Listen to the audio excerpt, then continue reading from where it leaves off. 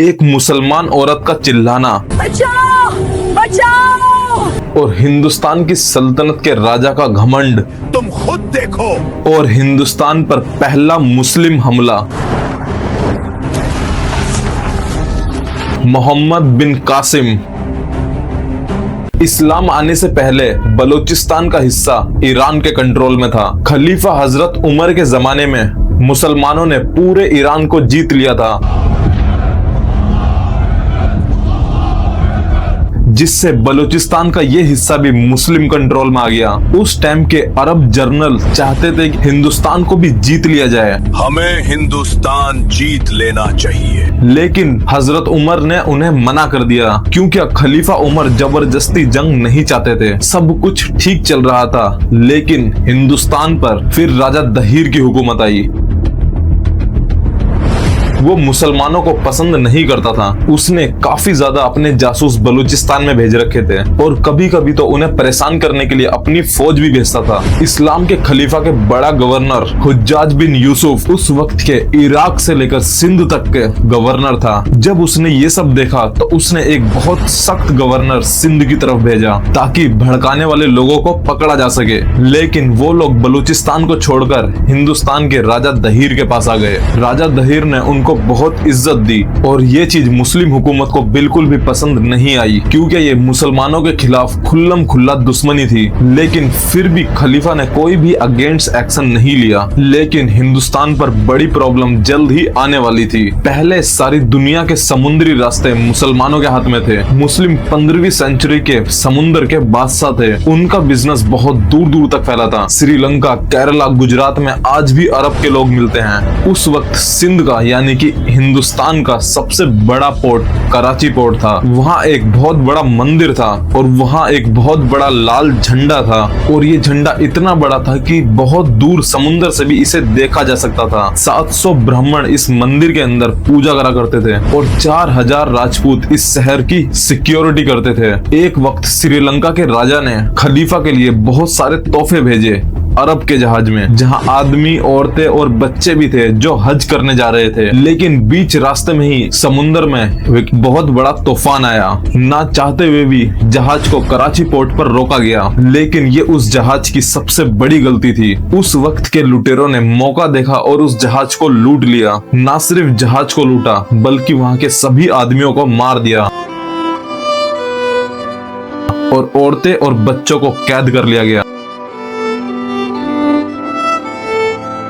जिसमें से कुछ लोग जैसे तैसे करके बचकर हुज्जाज के पास पहुंचे। जब गवर्नर हुज्जाज ने ये बात सुनी तो उसे बहुत ज्यादा गुस्सा आया। उसने सिंध के राजा दहीर को एक लेटर लिखा, लुटेरे को सजा दो, औरतें बच्चे छोड़ो, नुकसान का हर्जाना दो। राजा दहीर ने बड़े गुस्से में जवाब दिया, वो लुटेरे मेरे कंट्रोल में नहीं, तुम खुद देखो।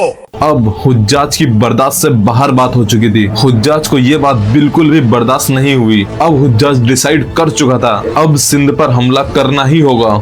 हिंदुस्तान पर हमला करो। और राजा दहीर को इसकी गलती की सजा देनी होगी। हुज्जाज ने अपने 17 साल के भांजे और दामाद मोहम्मद बिन कासिम को फौज का कमांडर बनाया। Mohammed bin Qasim is a very powerful commander, जो कि पहले ईरान के अंदर गवर्नर थे। उन्होंने अपनी आर्मी में 6000 घोड़सवार फौज और 6000 ऊंट की फौज और 3000 सामान से भरे हुए ऊंट और दूर दराज पत्थर फेंकने वाले एडवांस वेपन,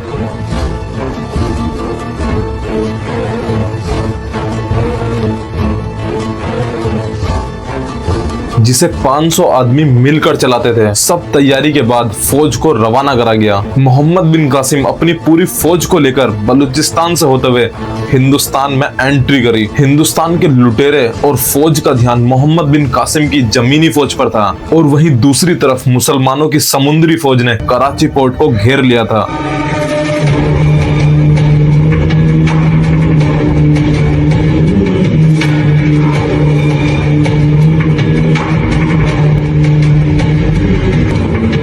ये उन लोगों के लिए इतना डरावना मंजर था कि खलीफा की समुद्री फौज की कोई रोक टोक नहीं हुई और समुद्री फौज आराम से कराची के अंदर एंटर हो गई। अब कराची पोर्ट चारों तरफ से मुसलमानों से घिर चुका था, लेकिन उस वक्त के हिंदू लोगों को ये लगता था कि जब तक ये मंदिर पर झंडा है तब तक कोई भी हमारा कुछ नहीं बिगाड़ सकता। वहीं एक जासूस ब्राह्मण ने मोहम्मद बिन कासिम को ये बात बताई कि इस झंडे से ही ये सब लोग मोटिवेट होते हैं। मोहम्मद बिन कासिम ने इस एडवांस वेपन का फुल प्लेज हमला स्टार्ट कर दिया।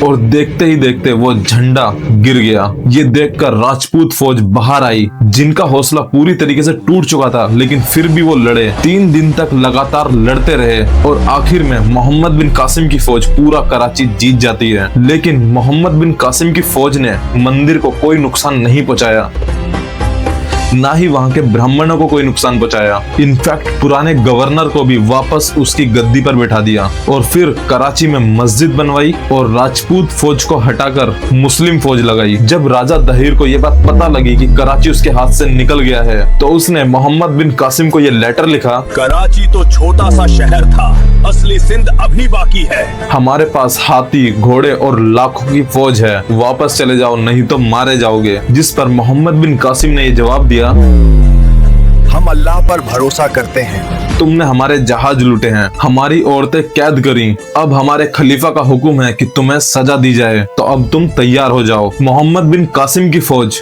अब हैदराबाद की तरफ चलने लगी, जहां पर राजा दहीर का बेटा कंट्रोल करा करता था। लेकिन राजा दहीर ने उनको पहले ही बुला लिया और बिना लड़े ये पूरा शहर मोहम्मद बिन कासिम के कंट्रोल में आ गया।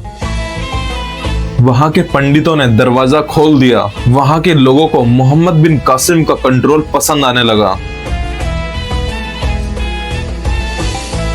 क्योंकि मोहम्मद बिन कासिम के कंट्रोल में कोई भी ऊंचा और नीचा नहीं था। लेकिन अरब फौज यहाँ रुकी नहीं, अब उसका अगला निशाना जमसूरू था और ये एक बड़ा शहर था जहाँ पर बिजनेसमैन और पंडित रहा करते थे। और यहाँ राजा दहीर का कजन कंट्रोल करता था। वो लड़ना चाहता था, लेकिन वहाँ के जो लोग थे वो लड़ाई के सख्त खिलाफ थे, क्योंकि वहाँ के लोग बहुत डरे हुए थे जिस हिसाब से कराची पोर्ट को जीता गया था। और कुछ हद तक वहाँ के लोगों को ये भी लगता था कि इनका रूल ज्यादा बेहतर है, इनकी सजाओं से लोग डरेंगे और क्राइम कम करेंगे। वहाँ का राजा शहर में ही बंद हो गया और 7 दिन तक मोहम्मद बिन कासिम की फौज ने उसे घेरे रखा और आखिर में वो अपने शहर को छोड़कर रात के अंधेरे में चला गया। और अगली ही सुबह मोहम्मद बिन कासिम की पूरी फौज शहर के अंदर एंटर हुई।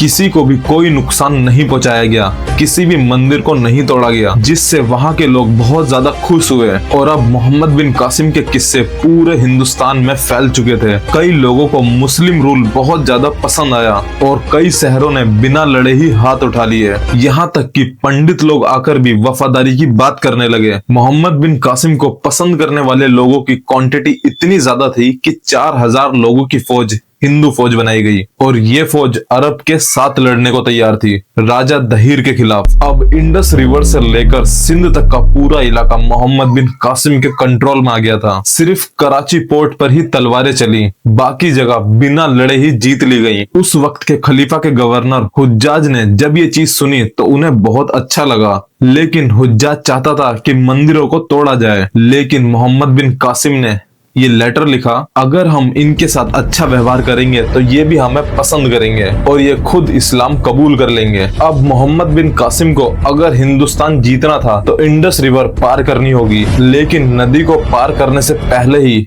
फौज के अंदर बीमारी फैल गई, जिसमें घोड़े मरने लगे।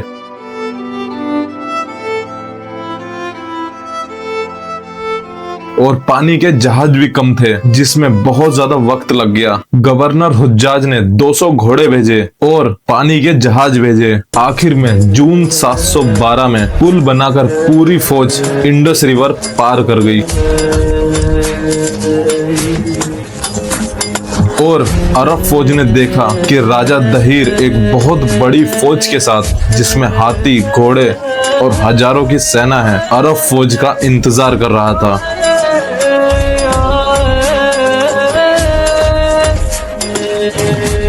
ये मोहम्मद बिन कासिम की सबसे बड़ी जंग होने वाली थी। सब्सक्राइब कर लेना।